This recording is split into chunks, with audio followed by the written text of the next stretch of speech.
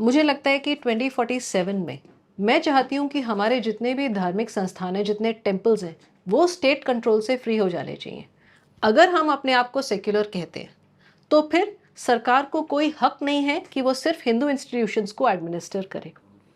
और अगर वो कहती है कि वो सेक्युलर है तो फिर उसे सभी धर्मों के इंस्टीट्यूशंस को एडमिनिस्टर करना चाहिए। However, coming back to the point of temples जिन्हें सरकार एडमिनिस्टर कर रही है, मुझे लगता है कि सरकार किस चीज़ को सेक्युलर कह रही है और किस चीज़ को रिलीजियस कह रही है, इसमें उन लोगों को खुद ही अभी एनालिसिस करना बाकी है। क्या टेम्पल्स में जो अर्चक हैं उनका अपॉइंटमेंट सेक्युलर है? क्या टेम्पल्स में जूते चप्पल कहाँ रखे जाएंगे, ये एक्टिविटी सेक्युलर है? या टेम्पल में भगवान के आगे पूजा कौन कर सकता है, वो चीज़ उन लोगों का अपॉइंटमेंट सेक्युलर है। अब अगर आप अर्चकों के अपॉइंटमेंट की लिस्ट देखें तो उन्हें किसी रिकग्नाइज्ड यूनिवर्सिटी से कुछ डिग्रीज चाहिए, उन्हें कुछ वेद मंत्र आने चाहिए, उन्हें कुछ आचार आना चाहिए। पर वो कहाँ पर अपॉइंट होंगे? कौन से मंदिर की क्या प्रथा है? क्या वो मंदिर उस प्रकार की प्रथा को, उस प्रकार के आचार को स्वीकार करता है? क्या उस मंदिर का कोई आगम है? इस चीज को नजरअंदाज करते हुए अगर हम कहते हैं कि सरकार सेक्युलर है और उसे हक है कि वो टेम्पल्स में एडमिनिस्टर करे, तो मुझे नहीं लगता कि 2047 में हम किसी भी प्रकार की एक बड़ा रेवोल्यूशनरी चेंज अपने संविधान में देख रहे हैं, क्योंकि 1947 से 2047 तक 100 सालों में भी इन चीज़ों में कुछ बदला नहीं है। और हम क्यों इस चीज़ के खिलाफ है कि गवर्नमेंट टेम्पल्स को एडमिनिस्टर करे? अभी हम बाके बिहारी जी का केस देखते हैं, जहां पर इतनी भीड़ उमड़ के आ रही है। I think it's probably due to the number of reels that are coming out, और एक तरह से लोगों के अंदर एक जैसे एक बहुत ज़्यादा उनको इंस्पायरिंग लगता है शायद टेम्पल्स में जाना। और एक गवर्नमेंट का जो व्यू है कि temples are tourist places, temple tourism आपको हमेशा एक साथ मिलेगा, जबकि I find it an oxymoron. Temples are not for tourism. Temples एक आपके ध्यान की जगह है, वो आपके स्पिरिचुअल, आपके आध्यात्मिक उन्नति की जगह है। अगर हम उसे टूरिज्म बनाते हैं तो अब वही होगा जो बिहारी जी के मंदिर में हो रहा है। लेकिन क्या इसमें बिहारी जी के जो गोस्वामी है उनका कोई दोष है? नहीं।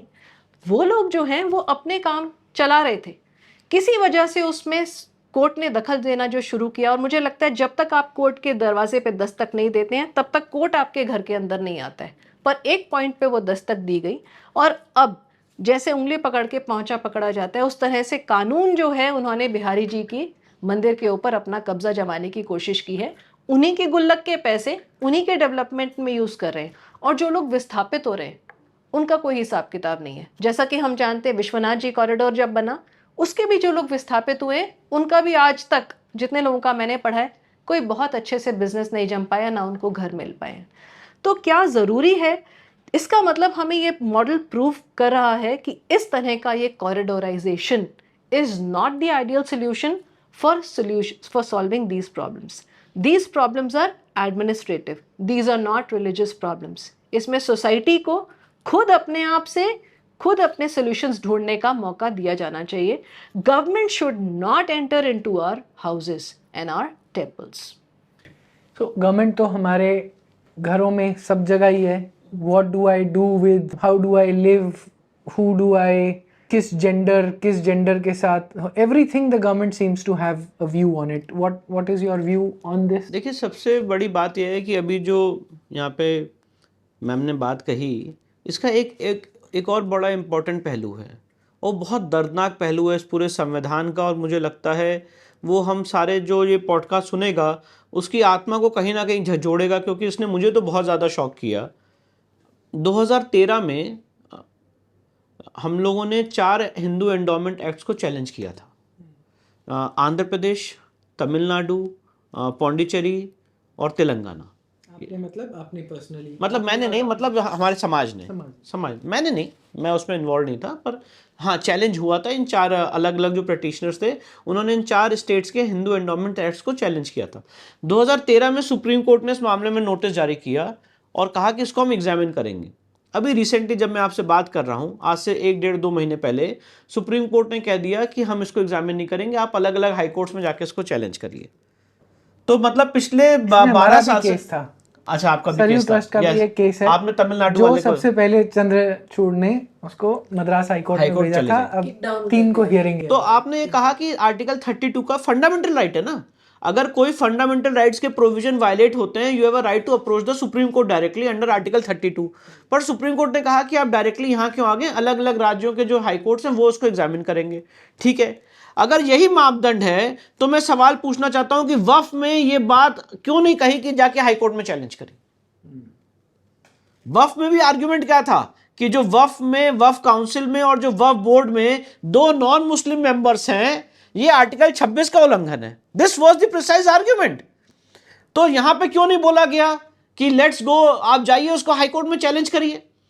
तो जब हम लोग सुप्रीम कोर्ट आते हैं या हम लोग को इश्यू को लेके आते हैं, चाहे जितनी अच्छी रिसर्च हो, ये मेरी पीड़ा है, ये मेरा दुख है, चाहे जितनी अच्छी रिसर्च हो, चाहे जितने स्ट्रांग हो, 4 राज्यों के अलग अलग एंडोमेंट्स, अगर सुप्रीम कोर्ट उसमें अथॉरिटेटिव प्रोनाउंसमेंट दे देता तो आज ये जो मंदिरों का अधिग्रहण है उसमें हम लोगों को पता चलता कि हमारी जो बात है वो लीगली सही है, संवैधानिकली सही नहीं। और 13 साल से वेट, अराउंड 12 या 13 ईयर से हम लोग वेट कर रहे हैं और उसको कह दिया गया 13 ईयर्स के बाद आप you go back to the high court. जो आपने बात कही उसका एक जीता जाता उदाहरण है, बजरंग बली का जन्म स्थान है, हनुमान जन्मभूमि का मंदिर है, किष्किंधा पर्वत, कोप्पल डिस्ट्रिक्ट, अंजनाद्री हिल्स, कर्नाटका में। वहां पे रामानंदी संप्रदाय पिछले 120 साल से पूजा पाठ कर रहा था, उस मंदिर को जागृत किया अपने पूजा पाठ से। और जब वो मंदिर जागृत हो गया, वहां पे जो वहां के विद्यादास बाबा जी, उन्होंने सीढ़ियां वगैरह बनाई क्योंकि पहाड़ पे है कि दर्शनार्थी चढ़ के आ सकें। 2018 में एक गवर्नमेंट ने उसको गलत ढंग से, मैं आपको इसको बहुत ही जिम्मेदारी से कह रहा हूं, Karnataka Hindu religious endowment act 1997 के टोटल वायलेशन में गलत ढंग से उस मंदिर को एक्वायर कर लिया क्योंकि उसमें चढ़ावा अच्छा आ रहा था। Let me be very precise, this is the reason आपने उसको एक्वायर कर लिया। हमने धारवाड़ हाईकोर्ट, कर्नाटका हाईकोर्ट की धारवाड़ बेंच में पिटीशन फाइल की और हमने कहा कि ये एक्विजिशन गलत है, कर्नाटका एक्ट के प्रोविजन सेक्शन 23B के भी वायलेशन में, वो एक अलग कहानी, उसको डिटेल में विस्तृत में समझाऊंगा। पिछले 7 साल से मैटर कर्नाटका हाईकोर्ट में है, अलग अलग इंटरिम ऑर्डर्स हुए। इंटरिम ऑर्डर्स क्या हुए कि विद्यादास बाबा जी को वहां पूजा पाठ करने दी जाएगी, क्योंकि एक पुजारी और एक देटी का रिश्ता सिर्फ आध्यात्मिक रिश्ता नहीं होता है, एक मातृत्व का रिश्ता होता है, क्योंकि उसके भोग, प्रसाद, शयन, आरती, हर एक चीज जो है वो एक पुजारी करता है। आपने उस रिश्ते को तोड़ दिया, विद्यादास बाबा जी को बाहर फेंक दिया, उनका कमरे से बाहर निकाल दिया। जो नीचे संस्कृत स्कूल था उस पर पुलिस वाले घुस गए, उसको कब्जा कर लिया, जो पहाड़ के नीचे है, जिसका इस मंदिर से कोई मतलब नहीं था। टोटल जाति की। अभी रिसेंटली जब ये कर्नाटका हाईकोर्ट के इंटरिम ऑर्डर का भी कंटिन्यूअस वायलेशन होता रहा तो मैं सुप्रीम कोर्ट गया और जस्टिस सूर्यकांत और जस्टिस दीपांकर दत्ता की बेंच थी। उन्होंने कहा कि कर्नाटका, उन्होंने ऑर्डर किया कि आप विद्यादास बाबा जी को पूजा पाठ करने से नहीं रोकेंगे और वहां पे अगर कोई भी आप ऐसा काम करेंगे तो स्ट्रिक्ट एक्शन लिया जाएगा। ये ऑर्डर विद्यादास बाबा जी ने वहां के अथॉरिटीज को दिखाया। राहुल जी, आप जान के शौक हो जाएंगे, सुप्रीम कोर्ट के ऑर्डर को फाड़ के फेंक दिया गया। सुप्रीम कोर्ट का ऑर्डर फाड़ के फेंक दिया अथॉरिटीज ने। और अभी मैं ये बात हमने कर्नाटका हाईकोर्ट में मेंशन की है, उसी के लिए मैं वहां पे जा रहा हूं।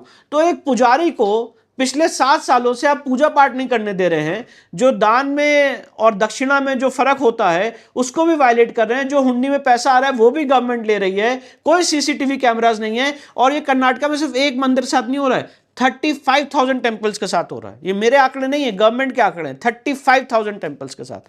तो ये चीज हम लोग नहीं उठा पा रहे हैं।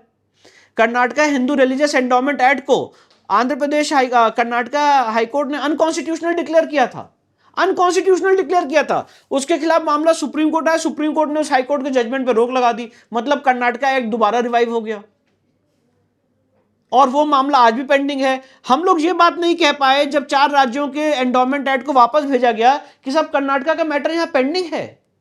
कर्नाटका का हिंदू रिलीजियस एंडोमेंट एक्ट का केस आप देख रहे हैं यहां पे, पर उसकी कोई सुनवाई नहीं हो रही है, लगातार उसमें एप्लीकेशन दे रहे हैं। तो बात यह है कि एक विष्णु शंकर जैन की वजह से या राहुल दीवान की वजह से या मैम की वजह से चेंज नहीं आएगा। चेंज तब आएगा जब पूरा समाज जागृत होगा।